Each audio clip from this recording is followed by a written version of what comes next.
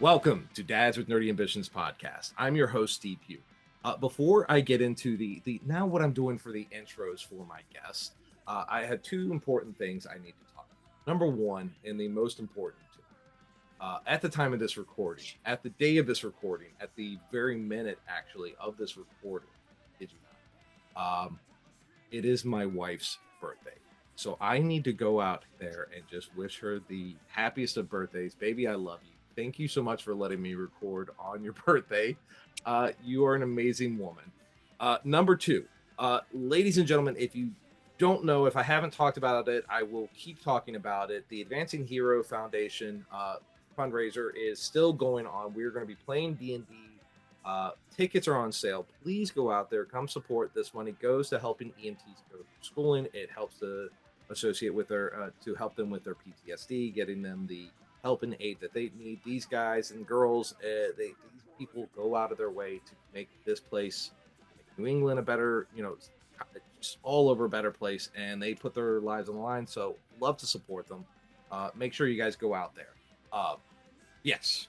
Now, today's episode, we are joined with Danielle Orsino. She's a fantasy author, The Birth of the Fairies series, 3 books, by the way. She is Danielle's path to storytelling. It's not what I would call your most typical way of getting into this. She is gone from competitive martial arts, nursing, cosplay, disciplines rooted in control, responsibility, and presence.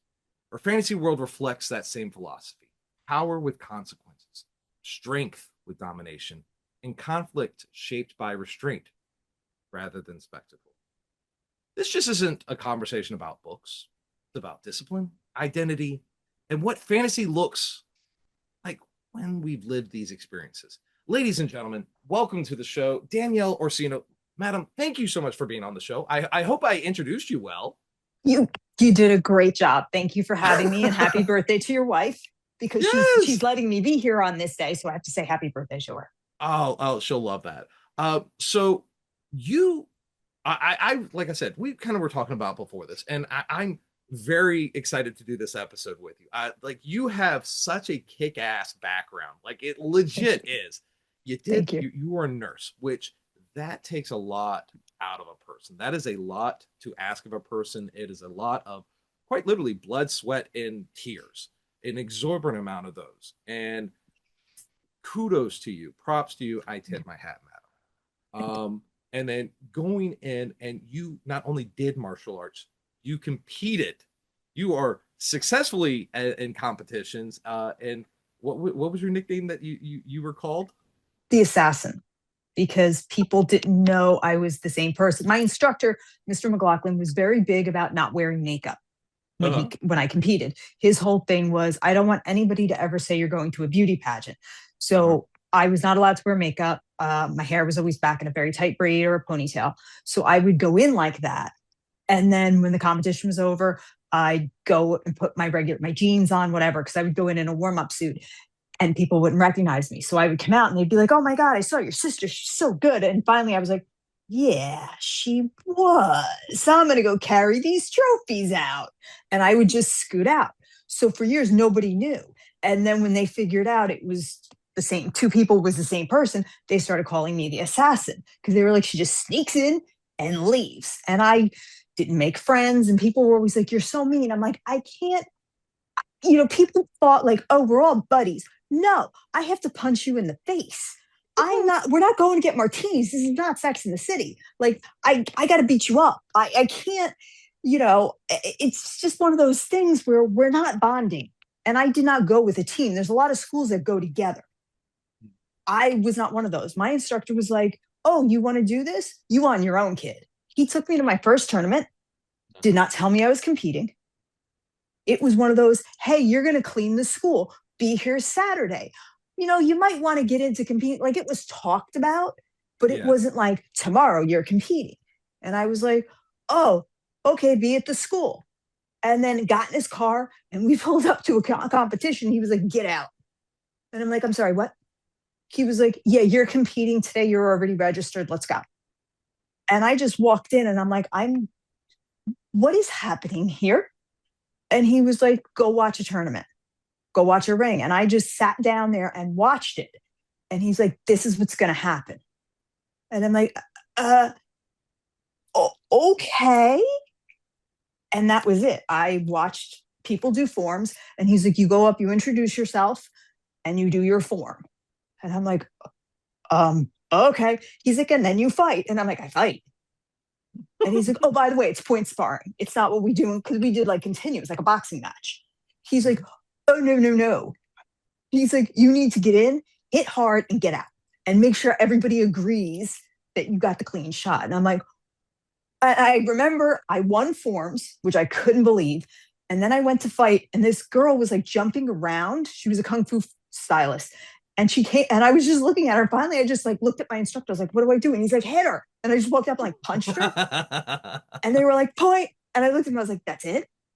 And he's like, don't get hit. And I'm like, oh, it's tag. Got it. Okay. I won. And there's a whole jockstrap story that we'll talk about later with that, because I didn't know women had to wear jockstraps. And I was like, oh, and he's like, do you want more of these trophies? I'm like, yeah. He's like, you're on your own, kid. He's like, I will come to one tournament a year and check you out. And that's it. And that started my tournament career. And I was alone everywhere I went. I didn't have some school cheering me on. So I didn't make friends on the circuit like it is now. Like I've gone to tournaments now when I've taken kids when I was teaching. And I'm like, what is like, they're high fiving, all the schools know each other. I'm like, where was this when I didn't know this stuff. Like when I was on the circuit, the names were very different. Like it was Christine Bannon Rodriguez, she does stunts now. She had done stunts for like Alicia Silverstone when she was Batgirl. Mm-hmm. It was like those names, Pedro Xavier, people were on the Olympic team. These were not friendly people. Yeah. They weren't like, hey, high five, good job, girl. It was none of that. It was no girl power stuff. There were very few women. And when there were no women, you fought the men. And it was like, oh, there's no girls in your division. Do you want the trophy or do you want to fight the guys? And I'm like, I don't know, I'll fight the guys, because my school is full of men. And that's where I went. So it's very different now, but I kind of laugh. So yeah, I came up very differently in the martial arts. Dude, that's awesome. Like you came up kicking ass and taking names, like legit. That's I got my butt kicked. Yeah. Now, how old were you when you started competing? I was 18 when I started. Okay. I think my first tournament, I was still a yellow belt. I was maybe 19, 19 and a half, maybe turning 20, about that. Because I was a 4-tip yellow. So I was just before green. I wasn't even supposed to be sparring, because in our school, the way our system was, you weren't supposed to spar until green. And I was sparring already, because my instructor knew he was going to send me to compete, because he didn't want me in trouble. I wasn't a troublemaker, but he just thought I should be competing because it's good for girls to compete. So, and he was like, this will be good for you. You're not of age to drink. This will be a good thing to get you into now.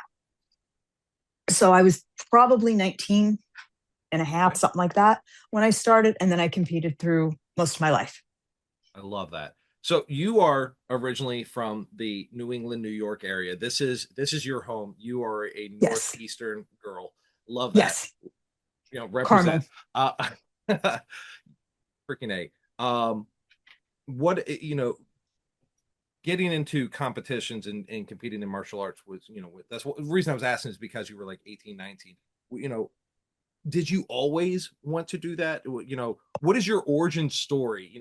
If we were to look at episode 1, comic 1 of, Danielle, what made you decide to do all these things? I mean, writing, cosplay.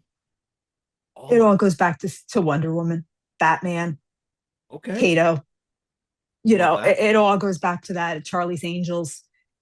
I was just a kid who got lost in superheroes and cartoons. That was it. I was just a kid with a lot of voices in their head, and now I'm an adult with voices in their head. But I was just obsessed with superheroes. I Okay. watched Batman and Robin, Adam West, Burt Ward, and then the Green Hornet guest starred and Bruce Lee came on, and I was like, who is this? He drives the car. He does not need a utility belt. Who is this man? And then Yvonne Craig came on, and I was like, she's pretty cool, and she got a motorcycle. Cool. And then everything went on its head when Linda Carter came out. And I was like, oh, the goddess has arrived. The queen has arrived. I want to be her. And my whole life became becoming Wonder Woman as a kid. That was everything. It was just, I need to be this person, to the point where I got in trouble in nursery school because I was going to be the ambassador. And this is, all right, everybody don't get mad at me for being a white savior, because I didn't know I was a white savior in, nursery school, but we were very segmented. And I'm Italian, Puerto Rican. And as a little kid, the white kids didn't want to play with me, and the black kids didn't want to play with me. So I took the crayon box, took all the labels off, and then brought construction paper and like scribbled on them, and went to the white kids, and I was like, "You're not really white. This is white." And then showed them peach and all the. I was like, "You're this color." Went to the black kids, did the same thing, and I'm like, "If the crayons live in the crayon box, why can't we play together?" Hey, I like that. And they were just like, "Okay, let's play." But I also broke all the crayons to split them. And so they had to call my parents, and they were like, well, first of all, your kid broke all the crayons, but she still got everybody to play. She just won't take the cape off, because I made my own cape, of course, and tinfoil bracelets. And I had to wear them because I was an ambassador. And they were kind of complaining. And my dad was like, what 4-year-old knows the word ambassador, first of all? And he was like, I think that's pretty cool. We'll buy the new crayons. But he was like, you can't solve everybody's problems by being Wonder Woman. He's like, you got to kind of know when not to get involved. But I was still sticking my nose in a bunch of other people's business when I shouldn't have, because I really thought the tenets of Wonder Woman, compassion, wisdom, all that stuff, would solve things. And I just threw myself into being Wonder Woman to the point where I was wearing like rain boots, red rain boots everywhere, the underoos until they fell off of me, and tinfoil bracelets, like into regular school kind of stuff, where it was like, she's a little weird. She wants us to call her Diana, and that's not her name. So I was hardcore. That's what I wanted to be. And eventually, I was reading comics, and as I grew up, when I had the chance to do martial arts, which was a bet by my father, because I wanted to go to New Orleans with my girlfriend when I was, you know, 18. And my dad was like, no, go get your first karate belt and I'll let you go. And he was like that's going to happen. When I started doing it, I was like, this is the closest I'll ever be to Wonder Woman. That was honestly my thought. Like, I didn't think I'd be any good at it. And I was not at first. This was not prophecy child time. I drove my instructor crazy. He did not have gray hair when I started. A year in, he had gray hair. I mean, I drove that man nuts. But I wasn't as bad as I thought I would be. And I worked really, really hard. And I was like, yeah, this is as close to being Wonder Woman as I'll ever be. In the tenets of Taekwondo in my school were, courtesy, integrity, perseverance, self-control, indomitable spirit. And I was like, that's pretty close. I could live by these. And this is being a superhero. Like, I like this. So it all really came down to watching way too much TV, but I was watching the right stuff. And I still think if you put on the old TV shows, the old superhero shows, the lessons and the core values aren't really that bad. And I think they kind of still hold true. I 10,000% agree with that. First off, I think you're more Wonder Woman than even Wonder Woman is at this point. Like, legit. Even from your origin story alone, I'm like, dude, Diana's got nothing on you. You're a freaking beast and a half. Second, kind of a two-parter here. First, how did your parents react to, not that you need to be a girly girl, but were they a little shocked that, like, hey, you're over there wanting to do comics and you weren't into the what I would consider the stereotypical girl toys, dolls and Barbies and stuff like that. Or were they more very supportive and like, hey, that she's into Wonder Woman, Batman, and the Green Hornet. Let's support that. I was still into Barbies later on, Okay. but I still got a Wonder Woman Barbie. But I when I was younger, they didn't care initially because I was reading. So they were kind of like, okay, look, they accepted the Wonder Woman thing because they knew if that's what she's into, like, I don't care. I think at first, before Wonder Woman and when it was Batman and Robin, and I wanted to be Robin, a couple times they were like, Robin's a boy, right? And then there was an episode where a girl dressed up as Robin, and I was like, see? And they were kind of like, all right. And I remember my dad being like, don't you want to be Catwoman? I'm like, Catwoman's not a good girl. And it was kind of one of those like, okay, what do we say to that? Yeah. They would try to steer me, mm-hmm. But when your kid's sleeping in the same underoos to where you have to buy multiple packs of them, it was almost like, all right, there's worse things she could be into. 10,000%. So, all right, like, what are we going to do with this? This is fine. When I told him at 5 years old, I want a Wonder Woman tattoo, and he was like, yeah, yeah, yeah. And then when I got one, he was kind of like, when I said I'm going to get a tattoo, he was like, let me guess, you're getting a Wonder Woman tattoo. I was like, yeah. He's like, you've been saying that since you were 5, go. Like, it was just one of those, of course you're getting the Wonder Woman. I walked down the aisle to the Wonder Woman theme. Like, nobody is shocked by it. Yes. And if you want to know, the original Linda Carter one does have a gunshot and you can hear the bullet hit the bracelet. I really should have warned my grandmother, because that's a little scary. But yeah, I walked down to the Wonder Woman theme. Nobody is shocked. Like, it's just part of me. So if there was complaining back then, it's almost been washed away. Okay. By all of this, I went to see Linda Carter perform at the Lincoln Jazz Center a couple years ago. I went completely dressed up as Wonder Woman because it was right around Halloween, and I thought everybody would be. Nobody was. And she turned up the house lights and pointed me out, and I started crying because she was addressing me. It's a whole thing. So nobody is shocked by this. I kind of joke that I'm only 5'1" because God had to leave a 1 off the order form, because he's like, if I make this chick 5'11", we're going to have a problem. Like, she's going to be running around dressed up as Wonder Woman her entire life, like fixing things. So we're just going to make her 5'1" and just be on the safe side for humanity in general. So the Wonder Woman thing, it's been my whole life. So if there were problems, nobody's ever going to admit it now. Nice. I love that. The other part is, to where you were younger with nerd culture versus to where we are as a society now. How much gatekeeping was there for your experience? So for me personally, I'm hardcore about D&D. I love it. I have loved it all my life. Now, when I was a kid, it was very much mocked. It was very much something you did. It was a quiet closet. You didn't talk about it. Even through my Navy career, because I did 10 years in the Navy, and we still didn't talk about it. But like now today, I would say in the last quarter of a century now, since 2000, it has been a very much embraced by pop culture and society, and it is less of a taboo. I mean, Stranger Things is out there. There's video games out the wazoo for it.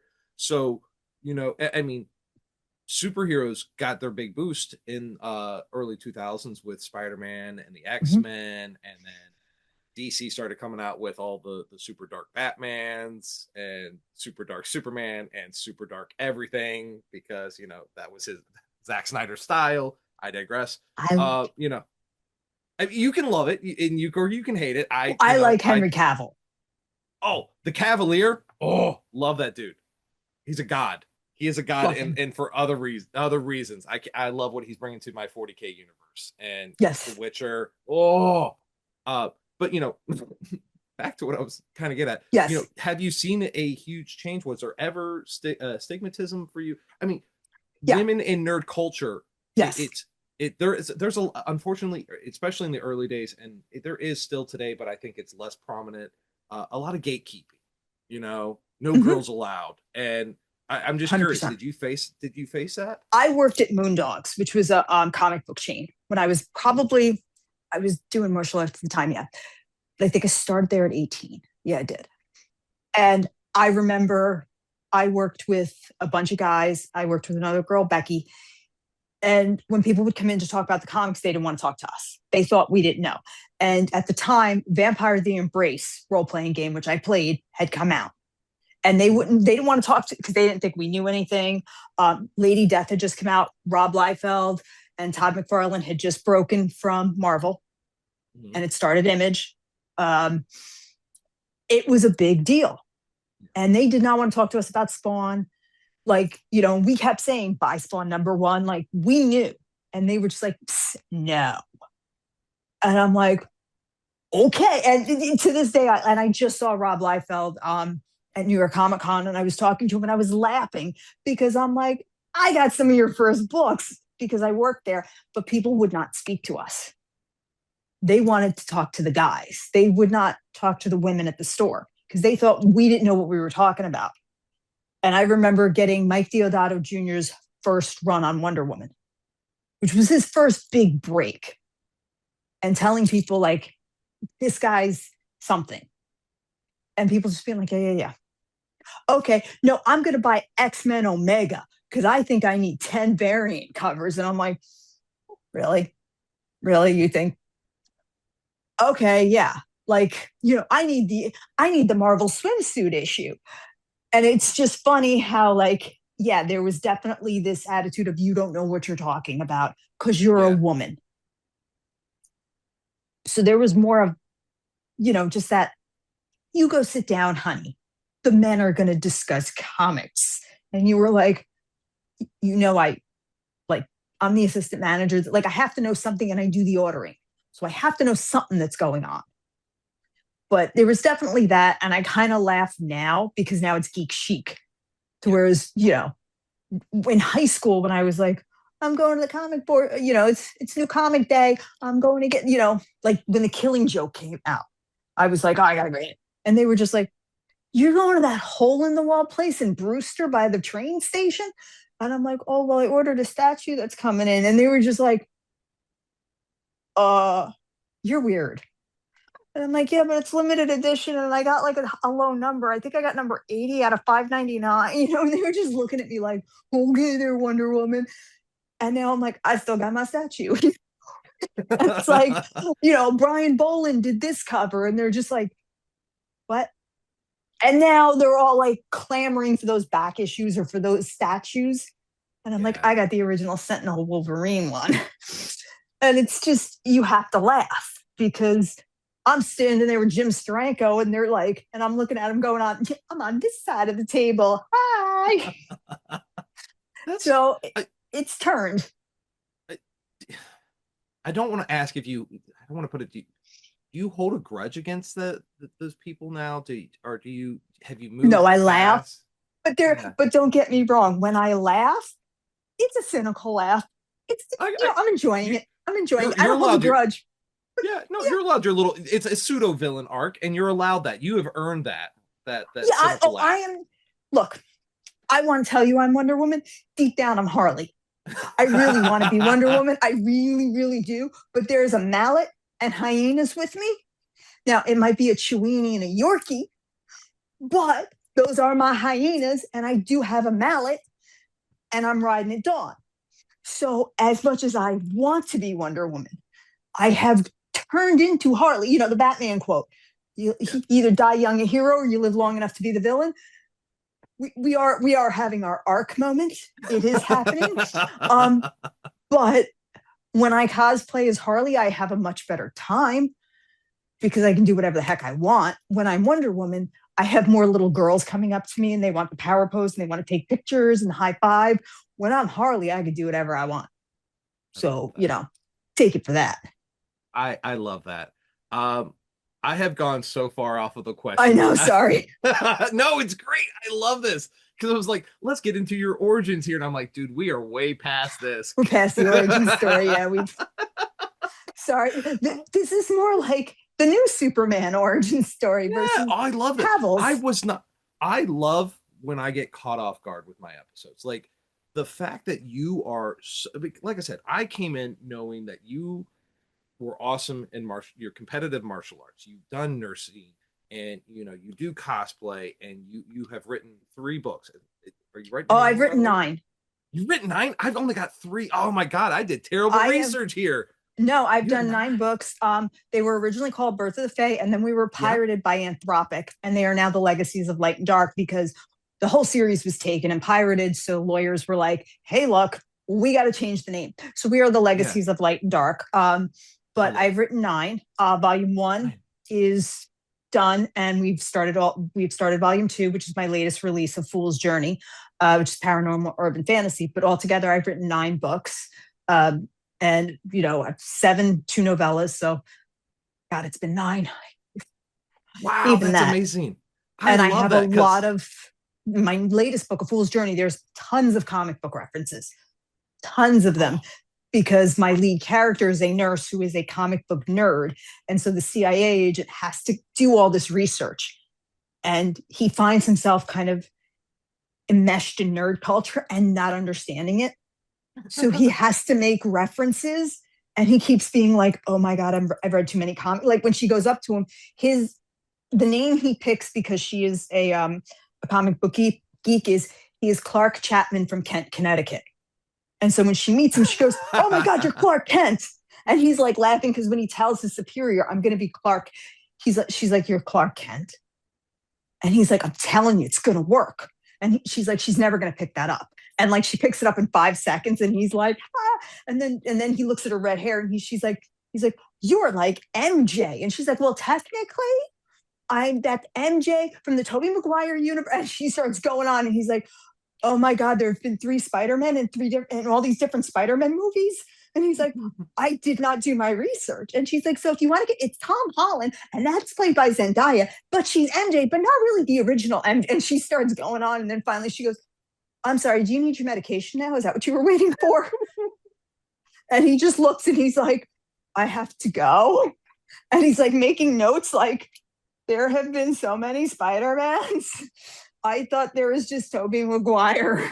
He's like, "That's the only movie I saw." So I put all these references into it because I wanted people, kind of geeks like us, to get it. Yeah, absolutely. I'm curious, how much of yourself have you put into these books? There's a little bit of me in all of them. In the recent one, there's a lot of me because that was the first one I wrote. It was inspired by a patient. I originally set out to write this one book, and then 9 came, and I don't even know how it happened. So this one, A Fool's Journey, and the trilogy that's coming with this one is probably most like me, but then there's aspects that aren't. It's very supernatural. And last time I checked, I wasn't a succubus. But if you talk to some of my exes, they may have something different to say. So you don't know. But there's definitely a little bit of me in a lot of them. Okay.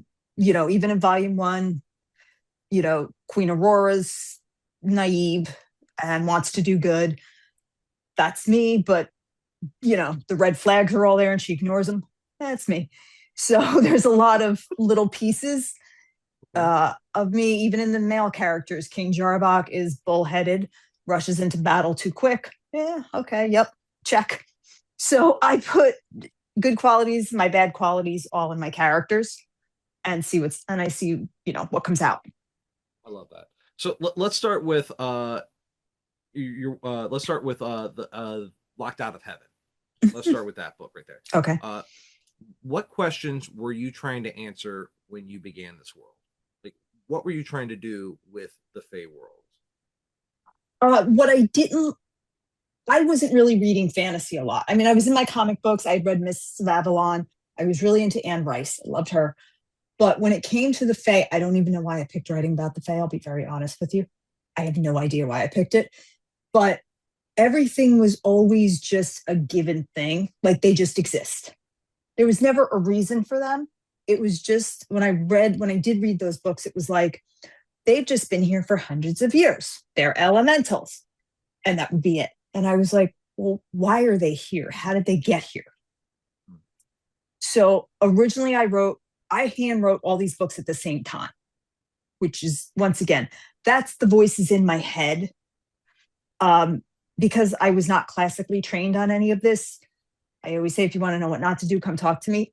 I just picked up a journal, started writing a fool's journey, and then I'd be like, oh, they're going to want to know what this happened.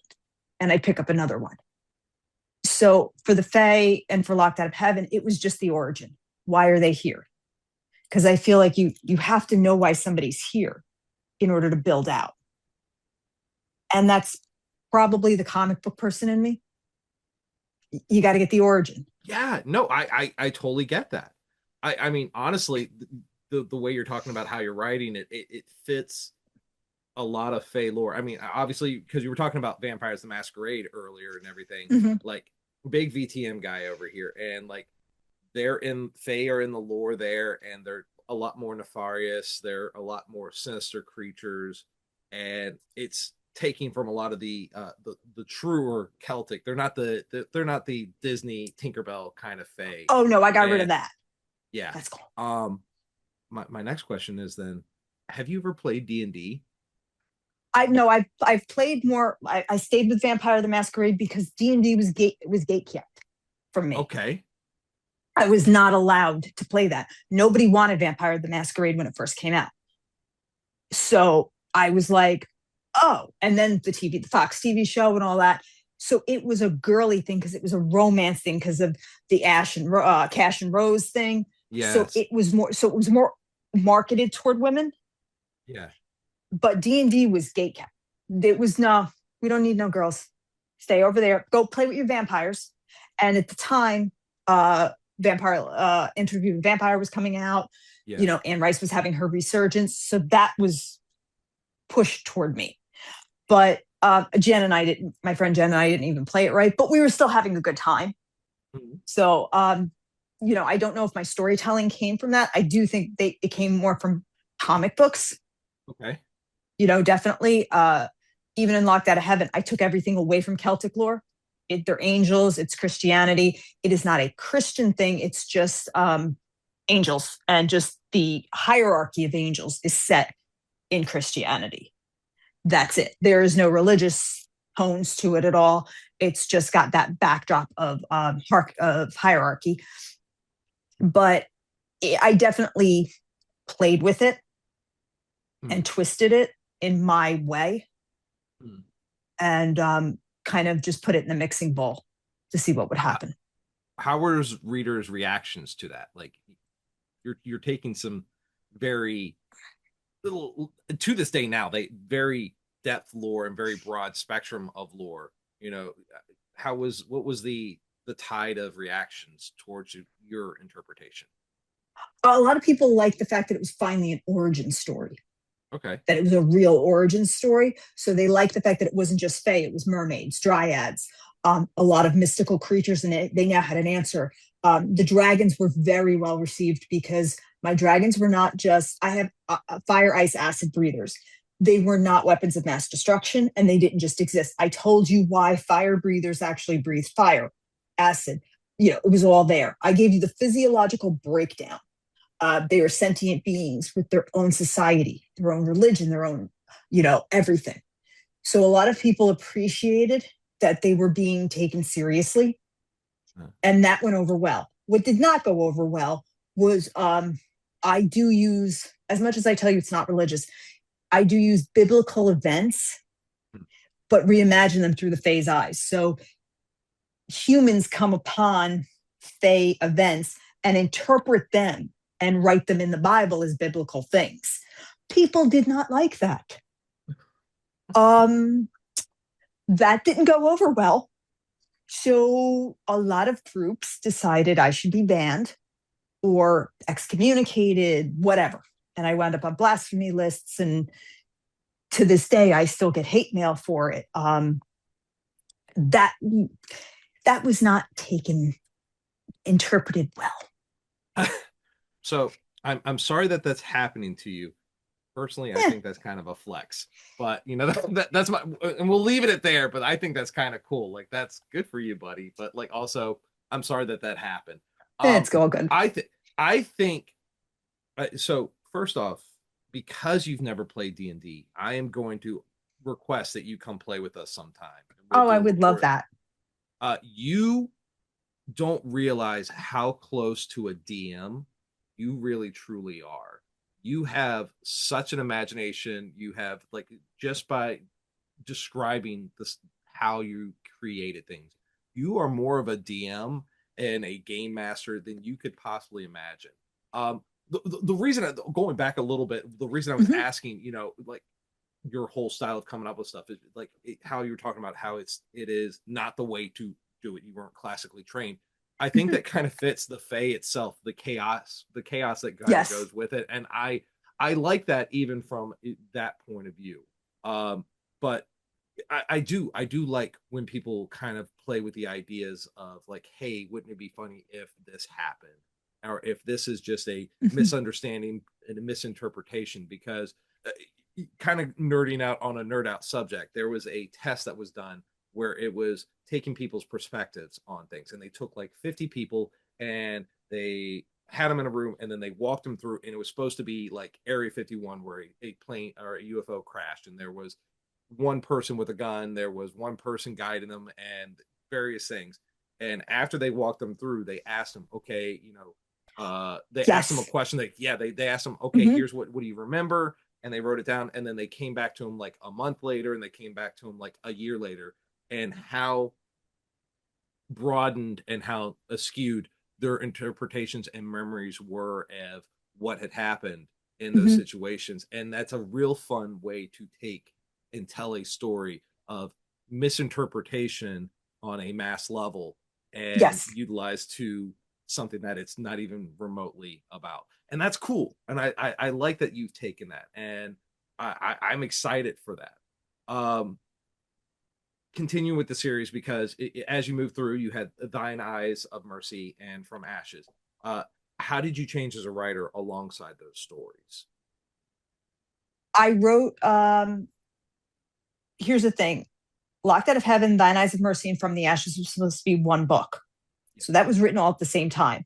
My developmental editor, Cleet Barrett Smith, was the one who was like, Danielle, this is way too long. He's like, nobody's going to invest in this in a debut author. You got to cut this up. So that was really one. When I worked with Cleet, when we broke it up, I think what came out the most was the depth of some of the characters, like realizing, oh, it's okay to, like, I took more risks. I think that was it. I took a lot more risks. Um, I always knew who I was killing off, who I was keeping. Like, there was always, the minute I met the character, I'm like, oh, honey, I'm sorry. You weren't meant long for this world. Like, there's some, some things I knew. But I would definitely say I learned to take more risks during that time. I play a lot in the second book, Thine Eyes of Mercy, is Tudor England, Queen Mary the First. I completely play with her reign. I knew I was going there with her. I had zeroed in on her. So I did a tremendous amount of research, and I wrote the first manuscript in Old English. I have no, yeah, I thought I was being authentic. Um, I was so pretentious. I'm an idiot. And You're but brave. You're brave. That's yeah, for sure. all of the Tudor England stuff was written in Old English, all their dialogue. And even Cleet was like, I'll give you two thys and a thou. He's like, get rid of this rest of this crap. He's like, you can't read this, Danielle. And I was like, I really thought it was like so authentic. And I was maturing as a writer. And he was like, are you crazy? He's like, it's BS. And I'm like, oh, I took a Tudor etiquette class online to make sure everybody's washing their hands right and they were doing this right and that right. I don't regret that research because it did help. But the other stuff, I was like, what the heck was I thinking? So I started taking myself a little too seriously because I was so worried about criticism that I had to like back off a little bit and Okay. just, okay, it's not that bad, and realize like I'm not going to please everybody. I had to stop looking at Goodreads. Don't ever go on Goodreads as a writer. Just don't. It's not a good place. I had stopped the mental breakdowns. So for those books, it was a lot of maturing, as a person, as a writer. Don't take yourself too seriously, but take your work seriously. It's like this balance of skill and you as just a person, which is still, when you're a writer, you're being judged every day. And it's so hard when people are like, don't care what other people think. I'm like, that's what I do. I need reviews. This is part of it. So that was really hard. When I got to Kingdom Come, A Fae is Done, Forgive Us, which by now people should realize is the end to the Our Father, because we were really getting a lot of threats. And I was like, oh, we gonna poke the bear? Let's poke the bear. I really at that point was like, I'm just gonna have fun writing. And those books really became I realized how emotional I could get writing.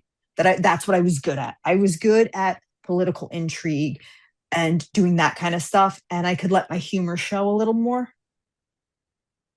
So the books have been through a couple iterations, a couple editions, because I was listening to too many people. That was the big thing. I listened to Cleet is wonderful. He's my developmental editor. But when I was traditionally published, I'm no longer traditionally published. I will never do it again. #thieves. I listened to them when I should have listened to my gut. My gut was telling me like certain chapters were left out in the second edition. I really wanted Los the dragon to take center stage and have Los is based on my Yorkie, Carlos. And he is the heart and comedic relief in the book, especially where King Jarvok is involved. And I wanted him to debut earlier. And a lot of people, people were like, no, nobody's going to care. And I wanted his origin story because he has a very specific one. And they were like, nobody's going to care. We don't need a whole chapter about Los. And I'm like, we do. And they took it out. When the third edition came out, I put it back in. People were like, I loved it. Now I understand. I get why he's like, I also wanted the dragons to talk. I had always wanted them to speak. Everybody told me, no, just have it interpreted. Nobody needs to hear the dragons. People don't like when animals talk. And in the third edition, I finally had Los speaking. And I always pictured him. I always heard him as Luis Belcher from Bob's Burgers. I don't know why. That's the voice I always heard. If Luis was a boy, this is Los's voice. And I always had a dialogue for him. I always knew that he was sarcastic, because when I look at Los, my Carlos is the sweetest little boy. But there are days I know that dog is looking at me going, what? You did? Why are you wearing that? Like, I just know he's commenting. So I finally wrote his commentary to Jarvok, and people really responded. And they were like, yes, they understood Jarvok more later on in the book when his sense of humor came back, because they went back to how he was before the war when he first met Los, and they understood their bond and why Los was the one that could pull it out of him, because they go back to the first meeting on the beach and they were like, I get him now. And I was like, I should have listened to myself. So I think in general, between Locked Out of Heaven to Forgive Us, what I learned was trust my gut and stop relying on all the people that are experts. 100%. Like, because when you're just like, people don't like it when animals talk. And all I'm thinking is legitimately every fantasy book that has ever been written. I'm sitting here going through them, like the Wheel of Time with definitely the animals talking there. Secret of Nim. Yeah. The Lion, the Witch, and the Wardrobe, dude. Like 100%. Even the Lord of the Rings, every significant fantasy series that has ever been published, animals talk. We'll say 90% of them, animals talk. So yeah, that seems weird. And I'm like, dude, every D&D guy's over here going, no, animals can talk. Dragons definitely can talk. That's definitely 100% a thing. The Witcher, all those books. So that's but I listened to them instead of going, listen to your gut, listen to your gut. I listened to other people, and that was me not trusting me, because once again, I'm not classically trained. So that's a bit of the martial artist in me. Like, you haven't been taught that level yet. Stay in your lane, stay in your level, don't go to the next form. So I was very much listen and respect your instructors instead of, Danielle, come on, go with your gut. So I kind of learned. talking about your books a little bit. Your books deal with power, exile, and transformation.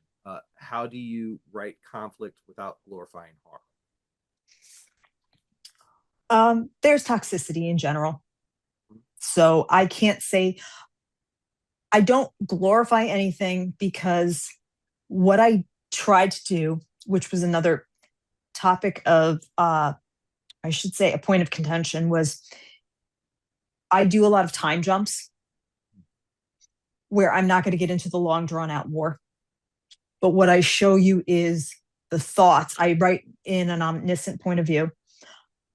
I actually open up, spoiler alert, I open up Thine Eyes of Mercy with Jarvok actually thinking about, what if I carry this war on longer? What does this mean for my people?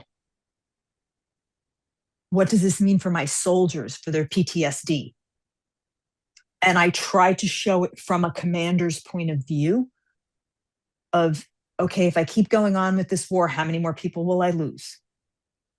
If I just sign the treaty, what does this mean? And kind of give it that other socioeconomical, and then the heart side of this leader saying, these soldiers are mine, I am them, idle hands. And he's kind of going, so I tried to show it just from that. And then from Aurora's point of view, she sees one of her close advisors counting how many people he has left.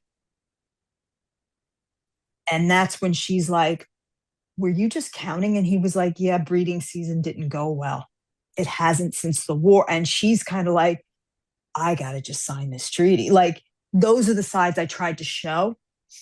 And the way I brought it around was, I gave a chapter, which everybody argued with me about, toward the end of Locked Out of Heaven, about one character who does not want to fight.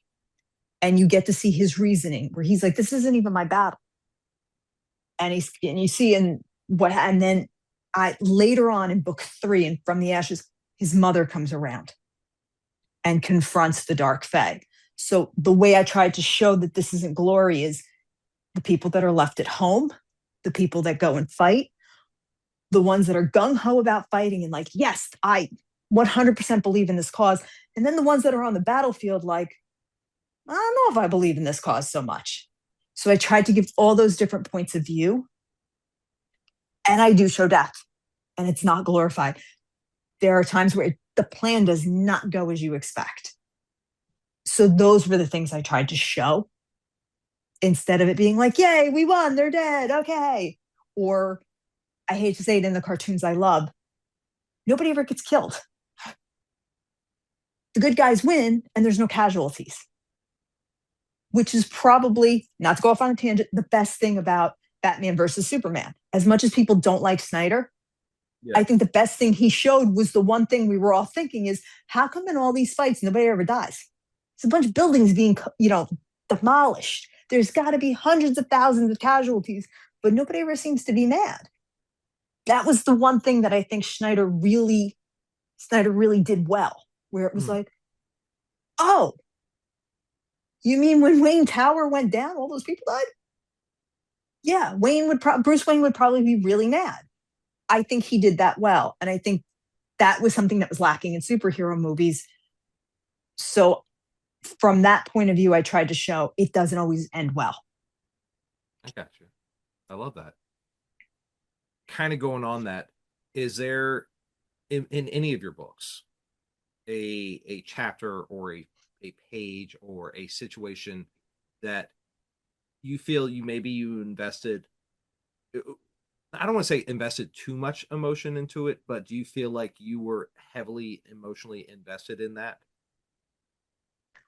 I think I'm too invested in all of it, to be honest. Okay. In At the Heart of War, which is my second novella, the whole book is love letters between a general who has passed and her lover at home. And her lover finds the letters in the bottom of the quiver and puts them all together so she can see her conversations back and forth. And my husband to this day reads the book and still cries, because the last letter is her saying, look, everything you thought is a lie, but this is how I feel, and blah, blah, blah. And the way I wrote the letters was I tried to do love letters to him. And so I was very emotional in that book, but also as a bisexual woman, it was the first time I was coming out. And for me, it was, in a way, everything that could have been, because I kept it all inside for so long and I had never come out, that I was like, this is a life that I'll never know. And I'm not regretting any of my decisions, but at the time, I just never felt safe to do it. So that book, I would probably say I'm emotionally invested in, because I poured so much into it. But all my books are my babies. Every word I put down, I try to make sure there's meaning behind them. Nothing is written for a plot device. No characters there just because. So everything has something. In volume 2 in the trilogy, there are things that are taken directly out of my journal, that I have told my editor, you cannot touch this. You can fix the grammars because I am one for a run-on sentence. Fix that stuff. But these certain phrases have to be left as is for a very specific reason. So I can't say, oh, I'm not, I'm more invested or less invested. I think it's just words have meaning and magic.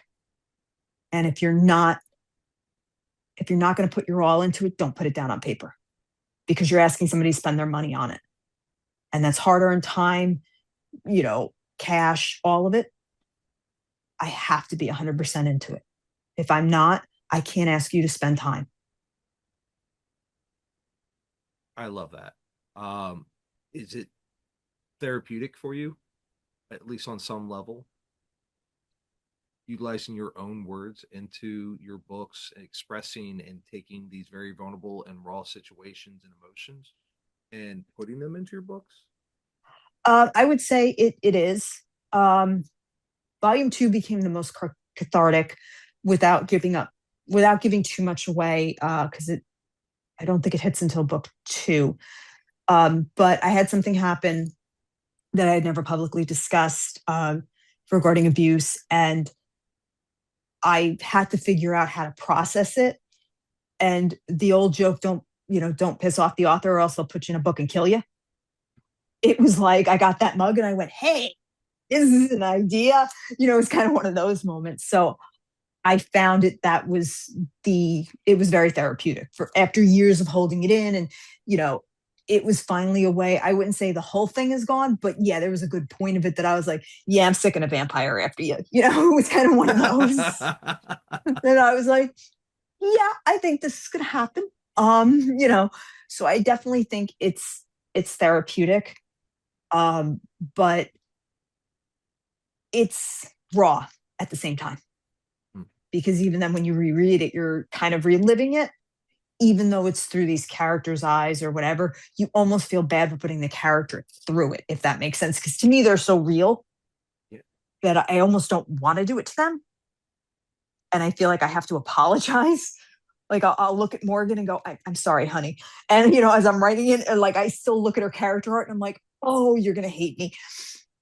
But it happens, and I'm glad to get it out.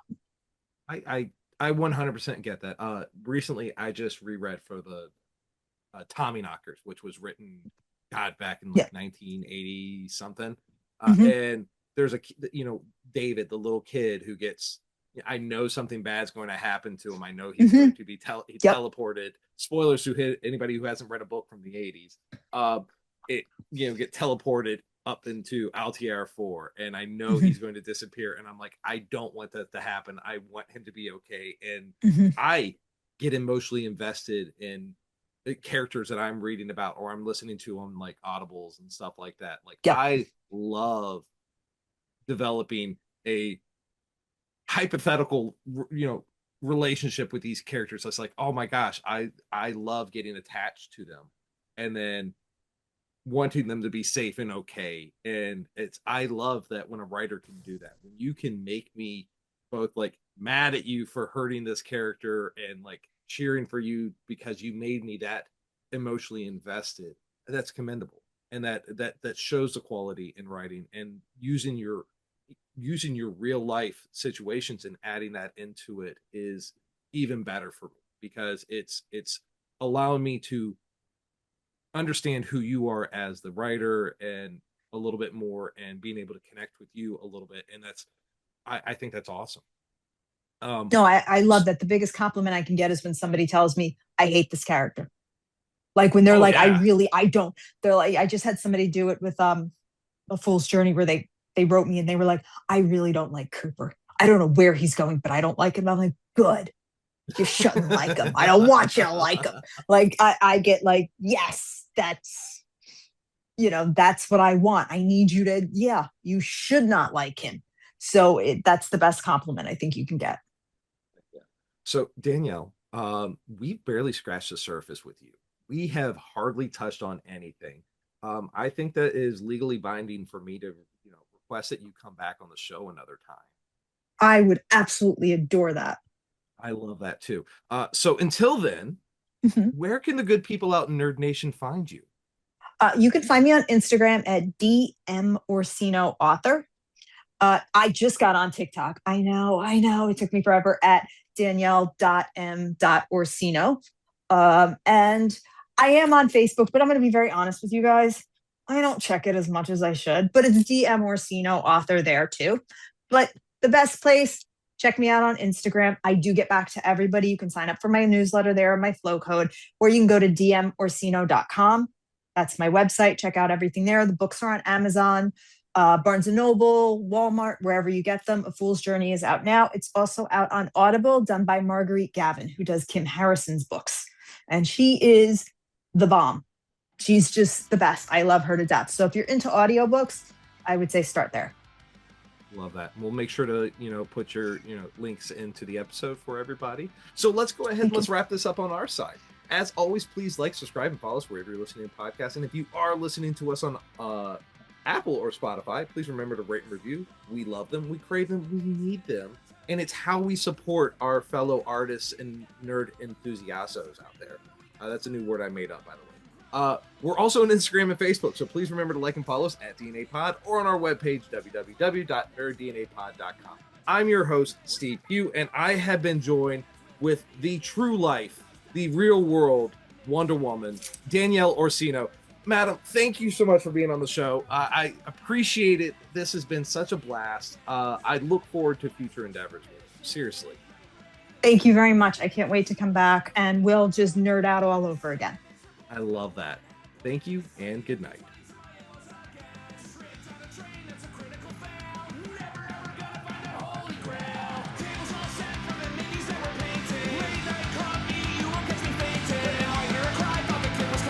I've got Warhammer lore that'll put you to sleep.